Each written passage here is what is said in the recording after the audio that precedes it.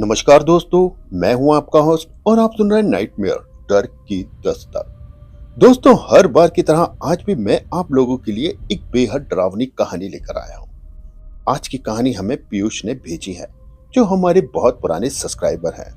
तो आगे की कहानी हम सुनते हैं पीयूष की जबानी। कहानी शुरू करने से पहले आप हमारी इस वीडियो को लाइक करके चैनल को सब्सक्राइब जरूर कर लें। दोस्तों, दुनिया में दो तरह के लोग होते हैं। एक वो जो अनहोनी पे यकीन करते हैं और दूसरे वो जो जब तक नहीं मानते जब तक मौत उनके सामने आके खड़ी ना हो जाए। मेरा नाम पीयूष पांडे है और मैं दूसरी श्रेणी वाले लोगों में आता हूं। मैं पटना की चकाचौंध और किताबों की दुनिया में खोए रहने वाला एक मामूली सा छात्र हूं, जिसके लिए भूत प्रेत जैसी कहानियां सिर्फ किताबों के पन्ने की बराबर होती हैं। लेकिन उस एक रात ने मेरे वजूद को झकझोर के रख दिया। बात कुछ साल पहले की है। मैं और मेरे मामा का लड़का पवन भैया पटना में एक छोटे से फ्लैट के अंदर रहते थे। हम दोनों वहां पर अपनी पढ़ाई पूरी करने के लिए आए थे। पवन भैया मुझसे उम्र में थोड़े बड़े थे, लेकिन नेचर में बहुत ज्यादा सीरियस। उस दिन शनिवार की शाम बाहर हल्की हल्की बारिश हो रही थी। हम दोनों भाई बालकनी में बैठ के चाय पी रहे थे। शहर के शोर शराबे वाली गलियों के बीच अचानक पवन भैया ने सावरपुर का जिक्र छेड़ दिया।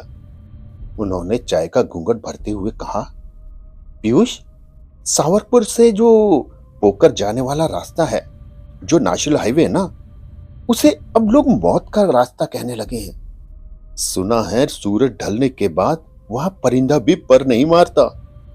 उनकी बात सुनकर मैं खिलखिला के हंस दिया। अरे, आज के जमाने में जहां चांद पर बस्तियां बस रही हैं, आप पिशाचों की बात पे यकीन कर रहे हैं। पवन भैया के चेहरे पे हल्की सी मुस्कान आई। उन्होंने मेरी आंखों में देखते हुए कहा, मजाक नहीं है। वहां के लोग कहते हैं कि वो इलाका कच्चे कलवे और पिशाचों की बस्ती का है।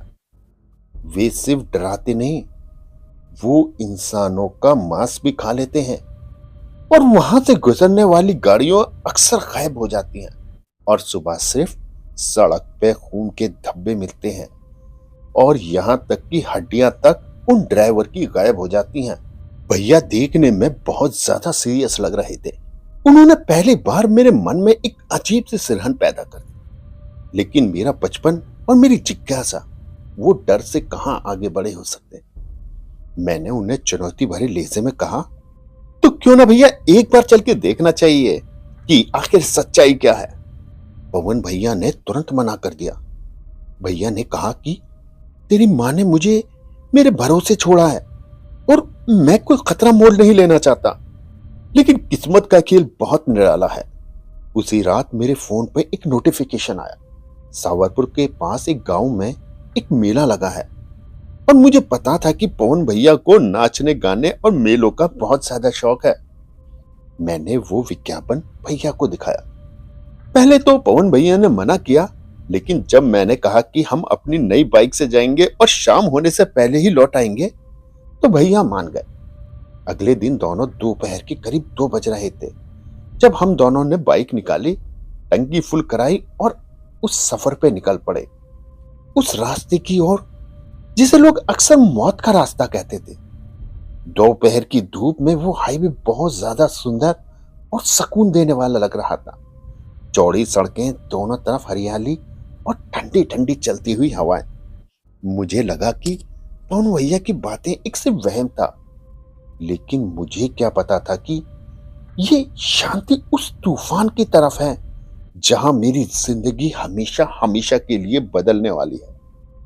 सावरपुर की सरहद में कदम रखते ही हवा का रुख अचानक से बदल गया, मानो जैसे ना दिखाई देने वाली ताकतें हमें वापस लौटने के लिए इशारा कर रही हो।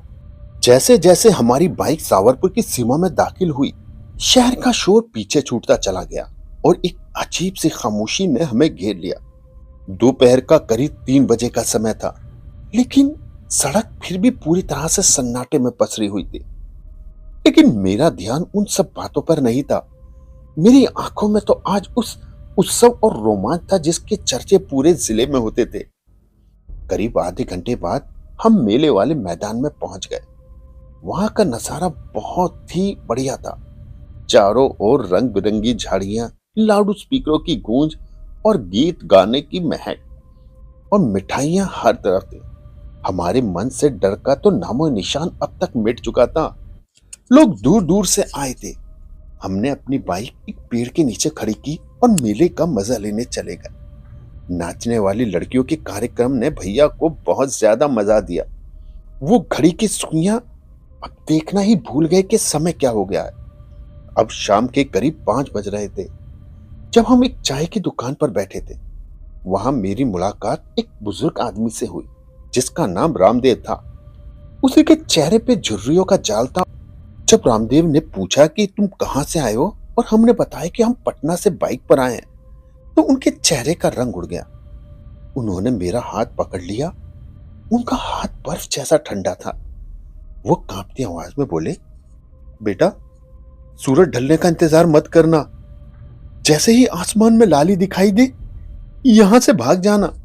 ये सड़क रात में इंसानों के लिए नहीं होती। उनकी बात सुनकर मैं हंस दिया। अरे बाबा, आप भी, हम जवान लड़के हैं। इन भूत प्रेत की बातों में बिल्कुल विश्वास नहीं करते। लेकिन रामदेव बाबा ने एक लंबी सांस ली और सड़क की ओर इशारा करते हुए बोले, बेटा, डर तब लगता है जब तुम अकेले होते हो और पीछे से कोई बच्चा रोता है। यहां कच्चे कलवे घूमते हैं। वो तुम्हारी बाइक की हेडलाइट की रोशनी में तुम्हारे साथ दौड़ेंगे। याद रखना, अगर वो तुम्हारे सामने आ जाएं तो रुकना मत, और अगर रुक गए तो भागने की कोशिश मत करना। उनकी ये बातें सुनकर कुछ देर के लिए मेरा दिल तेजी से धड़कने लगा। लेकिन पवन भैया ने इन बातों को अंधविश्वास मानकर अनसुना कर दिया। मेले की मस्ती में हम ऐसे खो गए कि हमें पता ही नहीं चला कब दोपहर से शाम हो गई और शाम से रात, और फिर वही अंधेरा घना छाया हुआ। जब हमारी आंख खुली तो रात के करीब 11 बज चुके थे। मेला अब सिमटने लगा था और जो लोग गाड़ियों से आए थे वो अब धीरे धीरे अपने अपने घर की तरफ चल दिए। लेकिन सबसे अजीब बात यह थी कि वो रामदेव बाबा जिन्होंने हमें ये सब बताया था, अचानक वो कहीं गायब हो जाते हैं। लेकिन उनकी वो चेतावनी, रोशनी में साथ दौड़ेंगे, ये बात मेरे कानों में गूंजने लगे। अब सन्नाटा इतना गहरा था कि हमें अपने खुद की सांसें भी सुनाई दे रही थी। पवन भैया ने बाइक की चाबी घुमाई और हेडलाइट की सफेद रोशनी ने सामने के अंधेरे को एकदम से चीर दिया। जैसे ही हमने हाईवे पर अपना पहला कदम रखा, पीछे से एक ठंडी हवा का झोंका आया। मानो ऐसा लगा जैसे किसी ने मेरे कान के पास आकर धीरे से कुछ कहा, अब तुम यहां से कभी वापस नहीं जा पाओगे। मैंने घबराकर पीछे मुड़कर देखा, लेकिन वहां कोई नहीं था। फिर पवन भैया ने गियर डाला और बाइक की रफ्तार बढ़ा दी। सावरपुर का वे डरावना सफर अब आधिकारिक रूप से शुरू हो चुका था। बाइक की रफ्तार लगभग 70 को पार कर चुकी थी। पवन भैया बहुत ही ध्यान से हैंडल पकड़े हुए थे, लेकिन मैं देख सकता था कि उनके कंधे तनाव से अकड़े हुए हैं। सड़क के दोनों ओर झाड़ियों की रोशनी में सफेद हड्डियों जैसी कोई चीज चमक रही थी। तभी मेरी नजर सड़क की बाईं ओर पड़ी। मेरी रीढ़ की हड्डी में एक ठंडी लहर दौड़ गई। हमारी बाइक की रोशनी के साथ साथ एक परछाई दौड़ रही थी। पहले मुझे लगा कि ये सड़क किनारे लगी किसी खंबे या पेड़ की रोशनी है, लेकिन वे परछाई हमारे साथ साथ कदम से कदम मिलाकर चल रही थी। वो कोई इंसानी परछाई नहीं थी। उसकी बाहें शरीर से कहीं ज्यादा लंबी और उसके 2 पैर नहीं, बल्कि उसके तो 4 पैर जैसे किसी जानवर या किसी अजीब से इंसान के होते हैं। मैंने लड़खड़ाती आवाज में कहा, भैया, एक बार उधर देखो। भैया ने बगल में झांका और उनके चेहरे पे पसीना आ गया और उन्होंने बिना देर के बाइक की रफ्तार बढ़ा दी। अब बाइक 90 की स्पीड पर दौड़ रही थी, लेकिन वो परछाई तो हार मानने को ही तैयार नहीं थी। जैसे जैसे हमारी रफ्तार बढ़ती गई, वो परछाई और भी हमसे फुर्ती से आगे निकल जाती। अचानक झाड़ियों के पीछे से एक बच्चे के जोर जोर से बिलक बिलक के रोने की आवाज आने लगी, और वो आवाज इतनी दर्दनाक थी कि उसको सुनकर मेरा कलेजा फटा जा रहा था। मैं जोर से चिल्लाया, पवन भैया रुकना मत, वो रामदेव बाबा ने कहा था ये सिर्फ एक छलावा है। तभी एक मंजर हुआ। वो परछाई अचानक सड़क के बीचों बीच आ गई। हेडलाइट की रोशनी में मैंने उसे पहली बार साफ देखा। वो कोई परछाई नहीं थी, वो तो एक घिनौना जीव था जिसके शरीर बंदर जैसा और चेहरा किसी मरे हुए बूढ़े इंसान जैसा, और उसका पीला रंग और चेहरे पे झुर्रियां थी। उसकी आंखें आंखें तो थी ही नहीं, वहां से दो गहरे गड्ढे जिसमें से रोशनी लगातार चमक रही थी। इससे पहले कि भैया ब्रेक मारते, बाइक उस जीप से जाके टकरा गई। लेकिन टक्कर ऐसी थी जैसे हम किसी मांस के लोथड़े से नहीं, बल्कि किसी लोहे की दीवार से जाकर टकरा गए हो। एक जोर का धमाका हुआ और हम दोनों हवा में उछल गए। मेरी आंखों के सामने अंधेरा छा गया। जब मैंने अपनी आंख खोली तो मैं सड़क से करीब 10 फीट दूर एक झाड़ी पे पड़ा हुआ था। मेरा सर बुरी तरह से घूम रहा था और सर के दूसरी तरफ से खून बह रहा था। थोड़ी दूर पर पवन भैया गिरे हुए थे। उनका पैर बाइक के नीचे दबा था। उनकी सांसें तेज चल रही थी और वो दर्द से कर्रा रहे थे। मैं बोला, भैया भैया तुमको क्या हुआ? और मैं रेंगता हुआ उनके पास पहुंचा। मैंने पूरी ताकत लगाकर बाइक उनके पैर से हटाई, लेकिन तभी मेरी नजर बाइक पे पड़ी। उसका अगला हिस्सा पूरी तरह से चकनाचूर हो चुका था। चैन सॉकेट टूटकर बाहर आ गए। ये हमारी इकलौती उम्मीद, वो बाइक, अब शायद एक लोहे का ढेर बन चुकी थी। चारों तरफ घना सन्नाटा और अंधेरा था, लेकिन यह पहले से कहीं ज्यादा डरावना लग रहा था। तभी झाड़ी के पीछे से फिर उसी बच्चे की रोने की आवाज आई, लेकिन इस बार वो पहले से ज्यादा नजदीक और डरावनी थी। ऐसा लग रहा था जैसे कोई हमारे ठीक पीछे खड़ा हो और वहां पर रो रहा है। मैंने पीछे मुड़कर देखा तो वहां पर कोई नहीं था। हर तरफ अंधेरा और खामोशी थी। हम दोनों उस हाईवे के बीचों बीच एक जख्मी हालत में पड़े हुए थे और सावरपुर के कच्चे कलवे अब अपना अगला शिकार करने के लिए तैयार थे। उस घने अंधेरे में हम दोनों बिल्कुल लाचार पड़े हुए थे। पवन भैया का शरीर दर्द से बुरी तरह से कांप रहा था और मेरे तो हाथ पैर सुन पड़ चुके थे। हमें ऐसा लग रहा था कि झाड़ियों के पीछे से सैकड़ों आंखें हमें लगातार देख रही हैं। वे कच्चे कलवे थे शायद, जो अब हमारे पास आने का इंतजार कर रहे थे। पीयूष, हमें यहां से निकलना होगा, वरना ये हमें जिंदा नहीं छोड़ेंगे, पवन भैया ने डरते हुए मुझसे कहा। हमने अपनी उस महंगी बाइक को वही सड़क किनारे लावारिस छोड़ा। उस वक्त वो हमारे लिए एक लोहे के टुकड़े से ज्यादा की कीमत की नहीं थी, क्योंकि अब हमारी जान ज्यादा जरूरी थी। हम मुश्किल से 100 कदम नहीं चले होंगे कि पीछे से कुछ रोशनी दिखाई दी, एक हल्की सी पीली रोशनी। हमें लगा कि शायद कोई ट्रक आ रहा है, लेकिन जैसे जैसे वे करीब आई, हमें समझ आ गया कि किसी बड़ी गाड़ी की सिर्फ एक हेडलाइट जल रही है। एक पुरानी खस्ता हाल जीप हमारे पास आके रुकी। ड्राइवर ने दरवाजा खोला। वो एक अधेड़ उम्र का आदमी था। उसके चेहरे पे किसी भी तरीके का कोई इंप्रेशन नहीं था। उसकी आंखों में एक अजीब सी गहराई थी, जैसे मानो मौत से बहुत करीब तक वो देख के आया हो। उसने एक हल्की सी आवाज में कहा, बैठो। उसने बस इतना ही बोला। हम लोग भी बिना सोचे समझे पीछे की सीट पे जाके बैठ गए।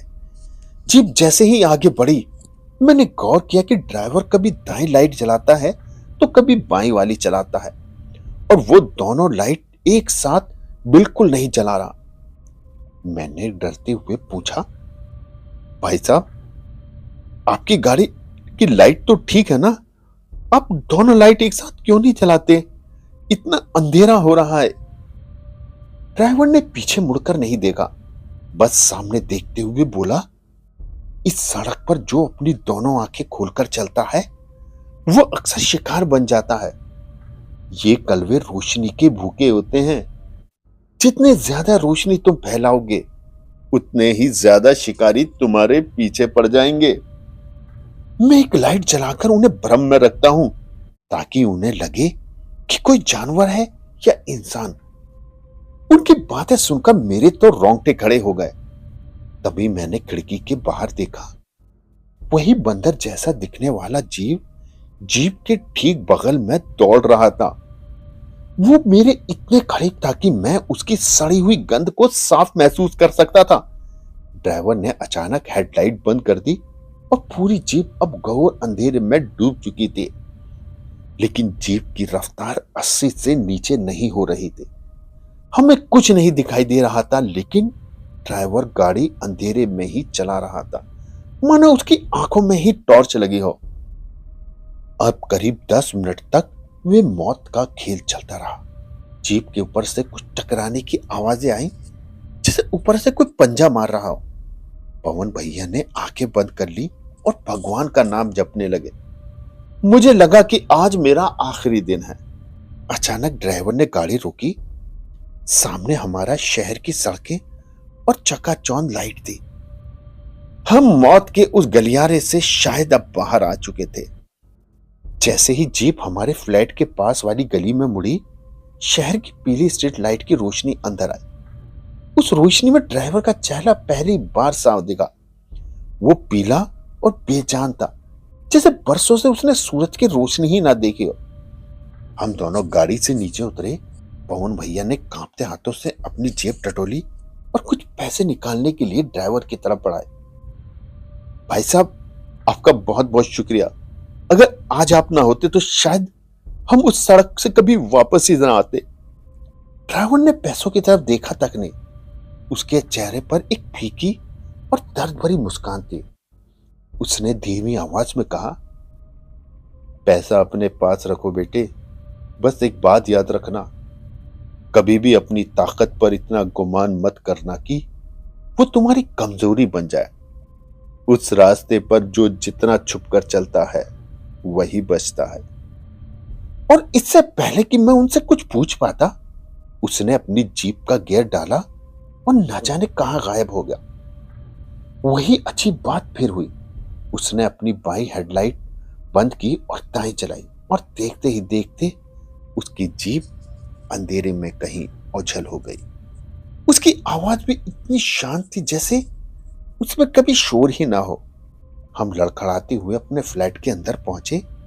पूरी रात हम में से कोई ढंग से सो नहीं सका। हर आहट शोर पे ऐसा लगता मानो वो बंदर जैसा जीव दरवाजे पे या खिड़की पे आके बैठ गया हो। सुबह होते ही पवन भैया ने सबसे पहले अपने एक दोस्त को फोन किया जो उसी सावरपुर इलाके में रहता था। फिर भैया ने उसे उस रात की पूरी घटना सुनाई और साथ ही उस हेडलाइट वाली जीप के बारे में भी बताया। फोन के दूसरी तरफ अचानक सन्नाटा छा गया। फिर उसके दोस्त ने कांपती आवाज में कहा, पवन, सच कहूं तुम बहुत किस्मत वाले हो, लेकिन तुम कह रहे हो वो मुझे मुमकिन नहीं लगता। इस पे पवन भैया ने पूछा, क्यों? वो ड्राइवर तो साक्षात हमारे सामने था। फिर उसके दोस्त ने कहा, कहते हैं कि मरते दम तक उसने अपनी जीप की हेडलाइट एक एक करके कभी जलाता कभी बुझाता और ऐसे ही रास्ता दिखाता ताकि वो बच सके।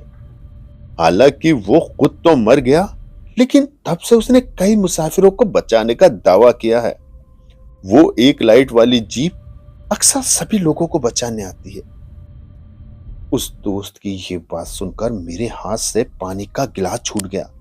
हमें बचाने वाला क्या कोई इंसान नहीं, बल्कि एक रूह थी जो आज भी उस मौत के रास्ते पर पहरा दे रही है। आज उस बात को कई साल बीत चुके हैं।